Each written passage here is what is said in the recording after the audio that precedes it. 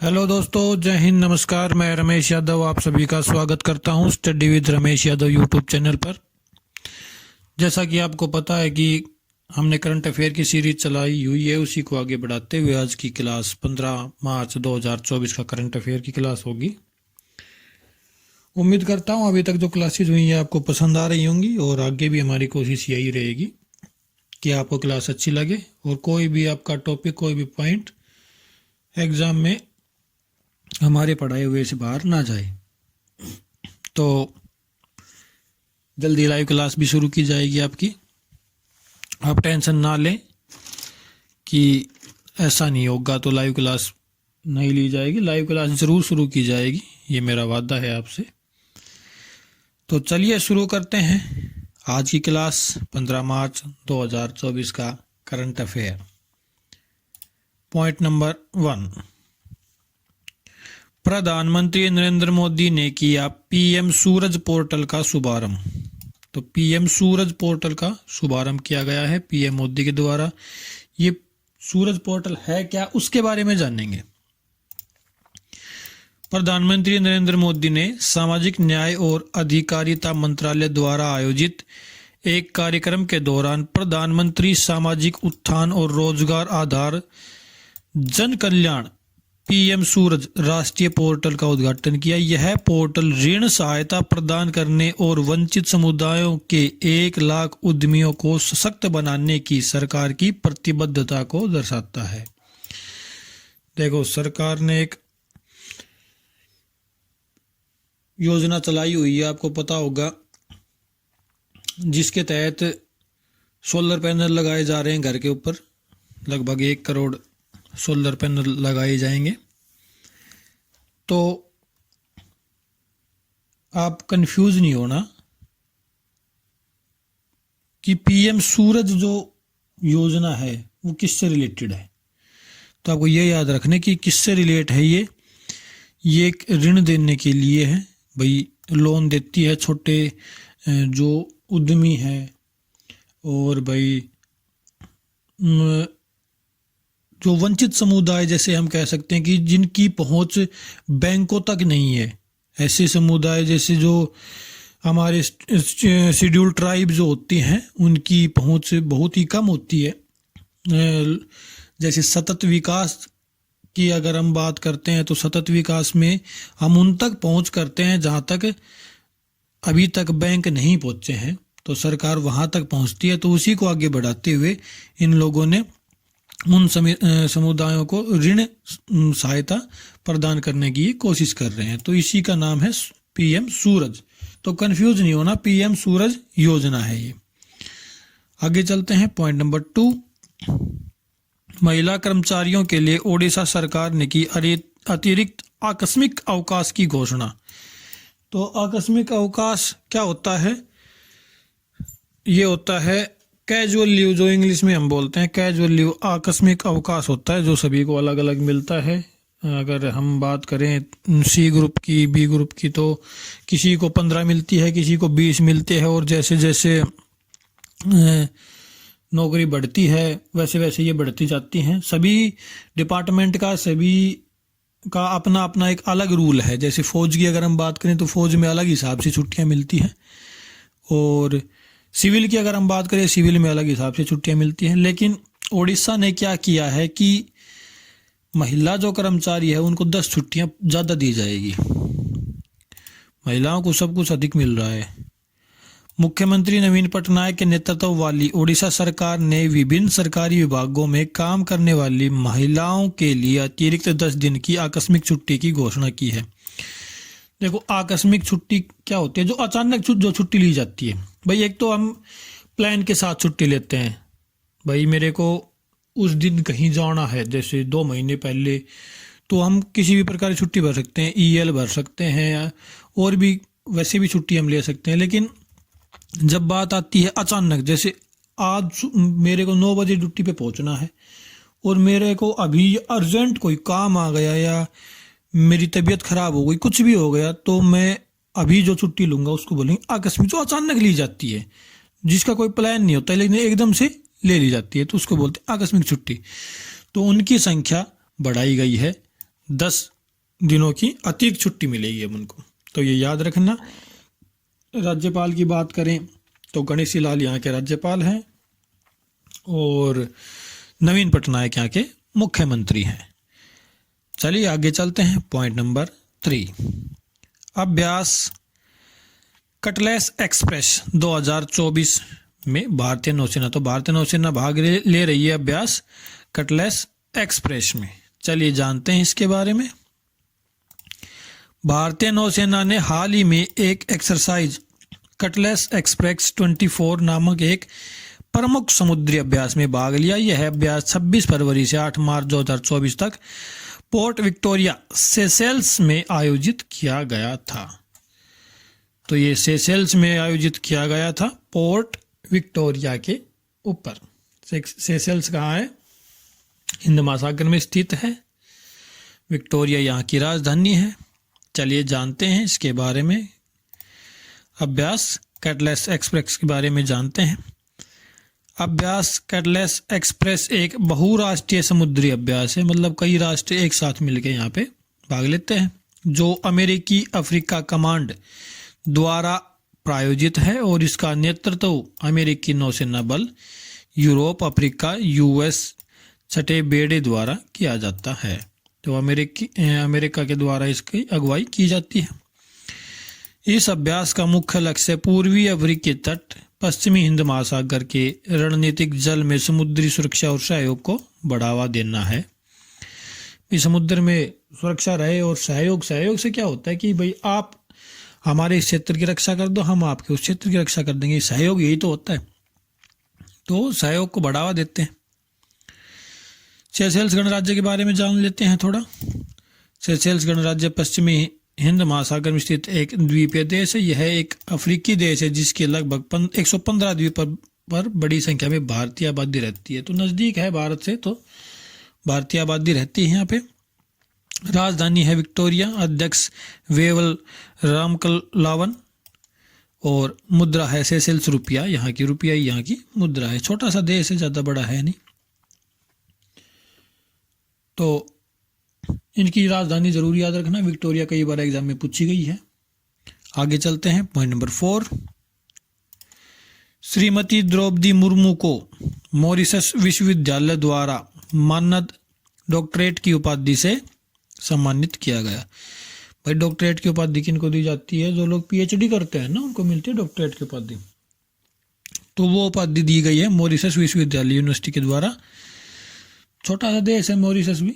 Port Louis यहाँ की राजधानी है। बिल्कुल छोटा सा देश है। चलिए जानते हैं इसके बारे में। 12 मार्च 2024 को राष्ट्रपति द्रौपदी मुर्मू को मॉरिशस विश्वविद्यालय द्वारा डॉक्टर ऑफ सिविल लॉ की मानद उपाधि से सम्मानित किया गया। यह प्रतिष्ठित सम्मान भारत और मॉरिशस के बीच द्विपक्षीय संबंधों की गहराई को दर्शाता है। तो चलो अच्छी बात है, हमारे राष्ट्रपति हैं, उनका सम्मान किया गया है यहाँ पे। एक पॉइंट और है, थोड़ा मेरे को इम्पोर्टेंट लगा, मैंने इसको नोट किया है। देखते हैं महात्मा गांधी का क्या संबंध है मॉरिशस से, क्योंकि ये एग्जाम में क्वेश्चन आया हुआ है। 1901 में महात्मा गांधी ने मॉरिशस में भारतीय गिरमिटिया श्रमिकों को खुद को प्रशिक्षित करने के लिए प्रेरित किया, जिससे उनका राजनीतिक और सामाजिक सशक्तिकरण हुआ और अंततः मॉरिशस के परिवर्तन में योगदान मिला। तो 1901 में महात्मा गांधी जी के द्वारा ये किया गया था। ये पॉइंट आप नोट कर लेना। और मॉरिशस के बारे में मैं बता ही चुका हूँ, छोटा सा देश है। प्रधानमंत्री यहाँ के प्रवीण जगन्नाथ यहाँ के प्रधानमंत्री हैं और पोर्ट लुइस यहाँ की राजधानी है। आगे चलते हैं। पॉइंट नंबर 5, योग महोत्सव के साथ अंतर्राष्ट्रीय योग दिवस 2024 का 100 दिन का काउंटडाउन शुरू। भाई 100 दिन बाद अंतर्राष्ट्रीय योग दिवस होगा, 21 जून को होता है। तो ये इम्पोर्टेंट क्यों है, चलिए जानते हैं इसके बारे में। अंतर्राष्ट्रीय योग दिवस 2024 की 100 दिनों की उल्टी गिनती के उपलक्ष्य में विज्ञान भवन में योग महोत्सव 2024 कार्यक्रम का आयोजन किया गया। तो योग महोत्सव 2024 कहाँ? विज्ञान भवन दिल्ली में है।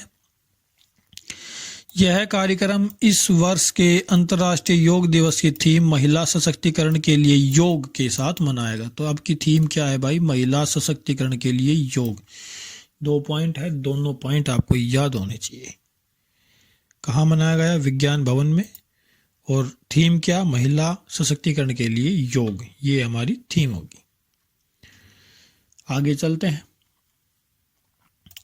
पॉइंट नंबर 6, यूएनडीपी लैंगिक असमानता सूचकांक में भारत 94वें स्थान पर। तो भारत ने अपनी स्थिति में सुधार किया है 14 पॉइंट का। तो चलिए जानते हैं इसके बारे में। संयुक्त राष्ट्र विकास कार्यक्रम यूएनडीपी द्वारा जारी मानव विकास रिपोर्ट 2023-24 के अनुसार भारत ने लिंग विभाजन को पाटने में महत्वपूर्ण प्रगति की है। देश ने पिछले वर्ष की तुलना में लैंगिक असमानता सूचकांक 2022 पर अपनी रैंकिंग में 14 का सुधार किया है। देखो, मानव विकास रिपोर्ट आती है, होती क्या है मानव विकास रिपोर्ट की? आदमी किस स्थिति में उस देश में रह रहा है भाई, खाने को क्या है, उसके पास रहने के लिए क्या है, रोजगार है या नहीं है, स्वास्थ्य सेवाएं कैसी है, शिक्षा व्यवस्था कैसी है। तो ये मानव विकास उनकी स्थिति होती है भाई, जिनको ये सभी चीजें मिल गई भाई, स्वास्थ्य मिल गया, शिक्षा मिल गई, खाना मिल गया, रहने को घर मिल गया, तो वो तो विकसित हो जाएंगे फिर। ठीक है ना? इसी को विकास बोलते कि किनके पास क्या क्या सुविधाएं हैं। तो भारत ने अपनी स्थिति को सुधारा है पहले बीच 14 पॉइंट। और मेनली जो इन्होंने स्थिति सुधारी वो लिंग विभाजन का है। जैसे क्या होता है कि इंडिया में कुछ एक इलाके अब भी ऐसे हैं जो महिलाओं को अलग ही नज़र से देखा जाता है कि भाई ये सिर्फ घर में काम करने के लायक हैं, इनका काम सिर्फ घर में काम करना है, बाहर जाना नहीं है। तो आज का समय है महिलाओं को आगे बढ़ाने के लिए। देखो, अब अपने योग दिवस पे भी महिलाओं को सशक्तिकरण के बारे में बात की गई है और हर जगह अब महिलाओं को आगे बढ़ा रहे हैं। उड़ीसा में 10 दिन की सीएल ज़्यादा दे दी गई है महिलाओं को। तो ऐसे चलता रहा तो पुरुषों से भी आगे निकल जाएंगी। पर अच्छा है, महिलाओं को भी आगे बढ़ाना चाहिए। उन्होंने बहुत सी प्रताड़नाएं सहन की हैं हमारे इतिहास में, अगर आप पढ़ेंगे तो, क्योंकि पुरुष प्रधान रहा है हमारा इतिहास। तो उनके बारे में अगर आप देखते हैं तो महिलाओं ने बहुत कुछ सहन किया है। तो भारत ने अपनी स्थिति सुधारी है, महिलाओं को भी आगे बढ़ाया है। रैंकिंग क्या है? 94वीं रैंकिंग है। सिर्फ इतना याद रखना है। और बात करें फर्स्ट पे कौन है, तो डेनमार्क है। डेनमार्क में बहुत अच्छी स्थिति है इस चीज को लेकर। चलिए आगे चलते हैं। पॉइंट नंबर 7, ज्ञानेश कुमार सुखबीर संधू नए चुनाव आयुक्त नियुक्त। तो देखो भाई, ये जो टीम होती है 3 लोगों की होती है। एक तो पर मुख्य चुनाव आयुक्त होते हैं, एक और 2 होते हैं चुनाव आयुक्त। तो मुख्य चुनाव आयुक्त हैं अपने राजीव कुमार जी, और जो 2 चुनाव आयुक्त चुने गए हैं वो ज्ञानेश कुमार और सुखबीर संधू, ये राजीव जी हैं। तो इनको चुना गया है, याद रखना, क्योंकि अभी एग्ज़ाम भी है और ये इलेक्शन भी है, और इलेक्शन के बाद एग्ज़ाम होंगे तो इनके बारे में पूछा जा सकता है, क्योंकि चीज़ें करंट में चलेंगी। प्रधानमंत्री नरेंद्र मोदी की अगुवाई वाली 3 सदस्यीय समिति ने ज्ञानेश कुमार और सुखबीर संधू को नया चुनाव आयुक्त नियुक्त किया है। तो इतना ही, इसके लिए इतना इम्पोर्टेंट रहेगा, ज़्यादा इम्पोर्टेंट है नहीं, इनके नाम याद होने चाहिए हमें। आगे चलते हैं। पॉइंट नंबर 8, नीति आयोग ने उद्यमिता को बढ़ावा, वोकल फॉर लोकल के लिए शुरू हुई पहल। मतलब कि भाई हमें कोई भी चीज़ लेनी है वो लोकल लेनी है। लोकल का मतलब ये नहीं डुप्लीकेट नहीं, लोकल का मतलब है कि हमारे यहीं देश में बनी हुई, हमारे आस पड़ोस में बनी हुई। देखो, लोकल चीज़ लेंगे तो हमें सस्ती मिलेगी, क्वालिटी अच्छी मिलेगी।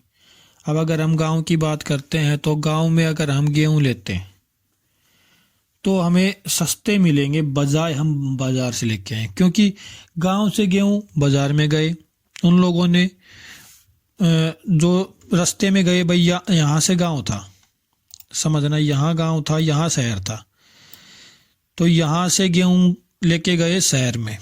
अगर गेहूं का रेट था 100 रुपये, तो यहाँ पहुँचते पहुँचते भाई ट्रांसपोर्ट चार्ज भी लगेगा 110 रुपये हो गया भाई। 110 रुपये इसने खरीद लिया, फिर हम गए इसको लेने के लिए, हमने यहाँ से खरीदा तो इसको भी प्रॉफिट चाहिए कुछ ना कुछ, इसने हमको 120 रुपये में दिया। हम लेके वापस घर आए तो इसका भी ट्रांसपोर्ट चार्ज लगेगा, ये हमें 130 में पड़ा। तो वही चीज़ हम 130 में खरीद रहे हैं और वही चीज़ हम गांव में से 100 रुपये में खरीद लेते हैं। तो इसलिए चीज़ भी हमें देखो, वो लोकल चीज़ लेंगे तो अच्छी भी मिलेगी और सस्ती भी मिलेगी। तो इसलिए इस पहल को शुरू किया गया है नीति आयोग के द्वारा।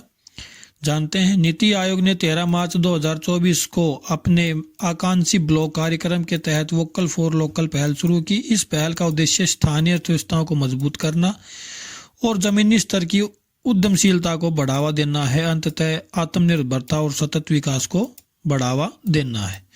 तो आत्मनिर्भर देश बनाने के लिए तो हमें बाहर की चीज़ें खरीदनी ही नहीं चाहिए।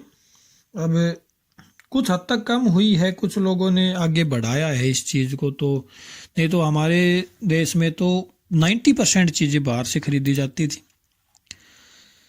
तो ये नीति आयोग के द्वारा, तो नीति आयोग की स्थापना की अगर बात करें हम तो 1 जनवरी 2015 को हुई थी और प्रधानमंत्री इसके अध्यक्ष रहते हैं। नीति आयोग की जगह पहले एक योजना आयोग होता था।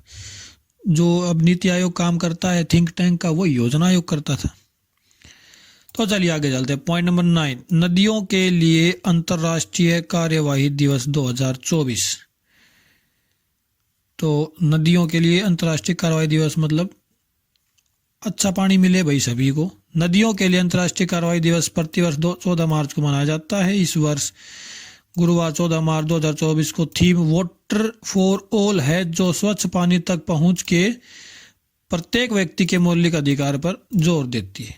तो भाई सभी का मौलिक अधिकार है भाई, स्वच्छ पानी मिले, हमें स्वच्छ हवा मिले, ये मौलिक अधिकार है। अगर आपने मौलिक अधिकार पढ़े हैं तो आप सोच रहे होंगे यार ऐसा तो कोई हमने पढ़ा नहीं। तो ये अनुच्छेद किसके तहत आता है?